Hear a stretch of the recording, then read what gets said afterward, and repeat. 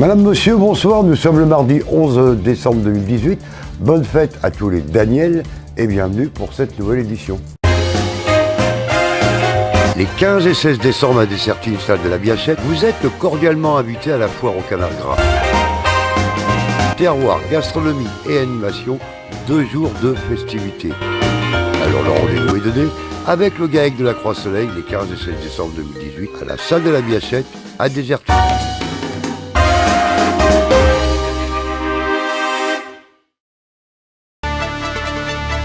Jusqu'au 30 décembre, à la librairie des écoles, venez découvrir 2 artistes montluçonnais, Sylvie Barre et Grimm.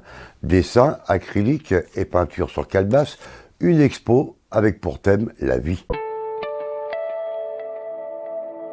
Avec Sylvie Barre, artiste montluçonnaise, l'inspiration est grandissante.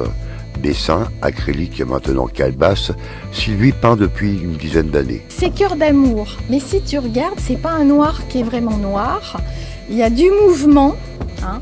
Tu as ses mains et tu as ce cœur rouge, comme l'amour, hein, c'est symbolique, hein, qui se balance. La colombe blanche, c'est la paix, c'est une annonce de paix, de joie, de sérénité. Donc, comme je l'ai expliqué, on court tous, après le bonheur. Diplômée dans les activités physiques puis dans l'éducation durant une quinzaine d'années, elle transmet son art en animant des ateliers de loisirs thérapeutiques dans des établissements spécialisés, où elle assure la gestion des animations sociales et culturelles. Elle sculpte et grave des calebasses grâce à son ami Georges Rigondet, connu sous le pseudo Grimm.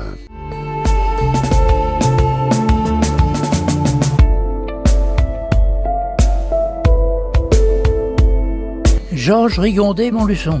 Vers Grimm, c'est un truc que je voulais prendre un nom d'artiste, je voulais pas prendre mon nom de profession, donc c'est amusant. Le vrai Grimm, il y a 2 M, mais j'en ai qu'un. Et vous peignez depuis combien de temps? Là, j'ai 14 ans, j'en ai 92. J'ai des milliers de peintures. À ma mort, ils vont ou les brûler ou faire un musée, je sais pas. Mais les cours, j'ai 30 ans, j'ai appris au Pérou. J'ai été allé au Pérou, j'ai fait des stages là-bas, j'ai appris à travailler sur des calebasses et au Mexique aussi. Je les cultive dans mon jardin et si tu as des grosses là, je les fais venir du Kenya.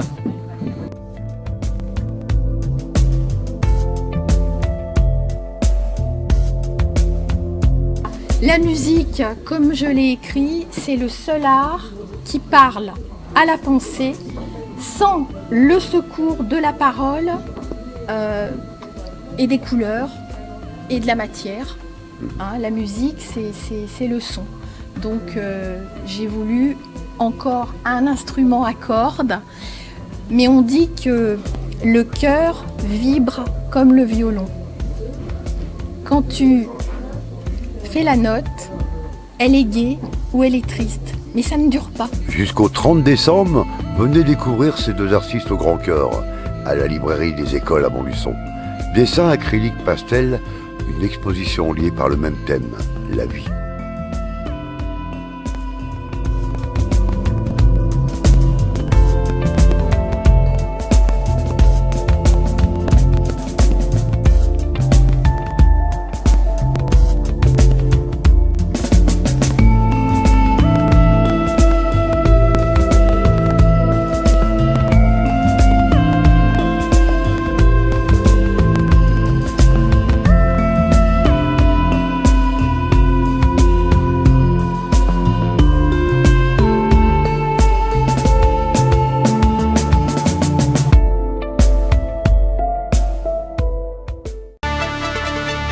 Plus personne n'ignore aujourd'hui que le harcèlement existe dans la cour des écoles.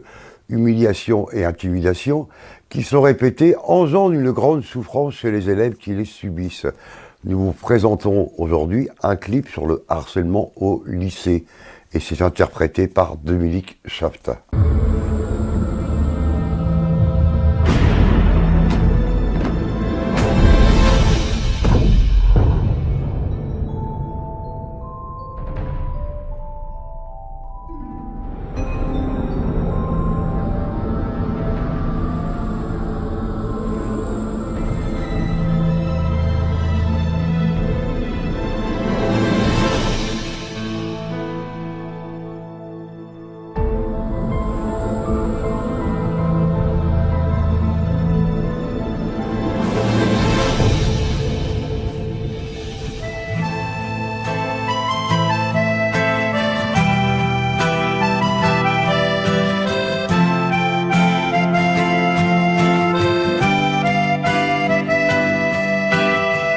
Paul, comme tous les matins, à l'école retrouve ses copains. Il a la joie de vivre, il a la tête libre. Petit Paul rentre à la maison, une marque au milieu du front qu'il cache de ses cheveux, de la buée dans ses yeux. Ne plus trembler, plus avoir peur, ne pas pleurer, être vainqueur, ne plus souffrir, pas vouloir mourir, tout oublier, simplement dormir, ne plus trembler sous leurs injures, ne pas crier sous les brûlures. Petit Paul n'en a jamais parlé, à l'école on ne s'est pas inquiété des jours sans le revoir, ni de son désespoir. Petit Paul se ferme de plus en plus, ses parents ne le reconnaissent plus, il ne s'exprime pas de ce mal enfoui là. Ne plus trembler, plus avoir peur, ne pas pleurer, être vainqueur, ne plus souffrir, pas vouloir mourir, tout oublier, simplement dormir, ne plus trembler sous leurs injures, ne pas crier sous les brûlures. Petit Paul souffre de jour en jour, un peu plus d'un manque d'amour. Il avance tête baissée, tente de leur échapper. Petit Paul revient de temps en temps dans les paroles de certains enfants. On ne l'entendra plus, le silence absolu. Ne plus trembler, plus avoir peur, ne pas pleurer, être vainqueur, ne plus souffrir, pas vouloir mourir, tout oublier, simplement dormir, ne plus trembler sous leurs injures, ne pas crier sous les brûlures. Petit Paul, je te consolerai, et tout ça, ce n'est que du passé. Allez viens, on va partir, rapprocher l'avenir.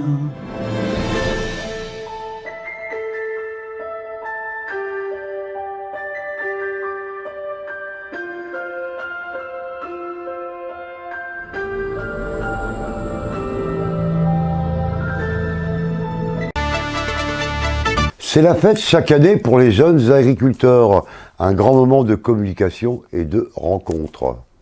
Terre en Fête a pour but de faire découvrir le métier d'agriculteur. C'est une belle vitrine pour les produits du terroir. Les jeunes agriculteurs du canton d'Auzance ont organisé la 64e édition sur la commune de Mérachal dans la Creuse. Comme chaque année, le samedi, la cantonale des Labours a donné le top départ des compétitions. Les concurrents sélectionnés lors de cette épreuve agricole se sont départagés et ont obtenu leur ticket pour la régionale des Labours, organisée le week-end suivant en Charente-Maritime. Donc l'an dernier, on a accueilli la finale régionale de Labours. C'était la première édition sur la Nouvelle-Aquitaine. Donc 15 candidats des 15 départements de la nouvelle région qui sont qualifiés donc, en plat et en planche pour aller à la nationale. Et on a eu 2 candidats creusois donc dans les 3 premiers de la nationale l'an dernier. Et donc cette année, on repart sur la même fête qu'à Évaux, donc une départementale pour qualifier pour la régionale.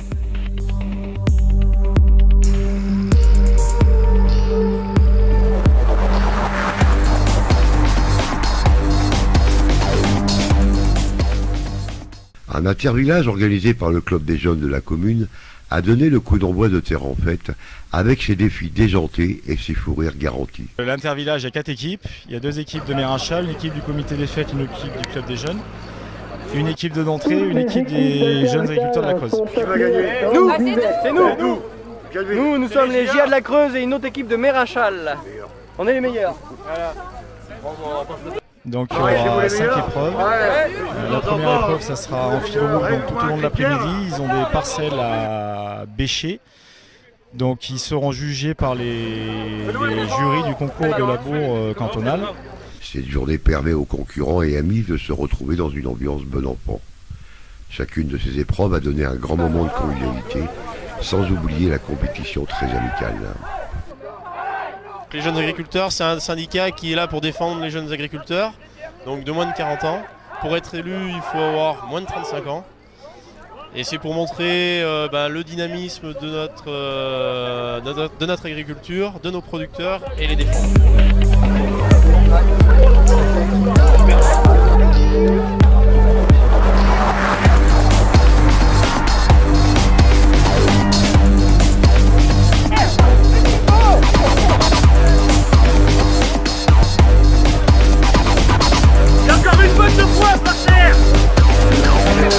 Durant ces 2 jours très festifs, exposants et expositions jalonnaient l'immense terrain de jeu et de compétition. La vocation des jeunes agriculteurs est d'assurer le renouvellement des générations en agriculture en facilitant les conditions d'accès au métier et en assurant des perspectives de long terme pour les jeunes qui s'installent.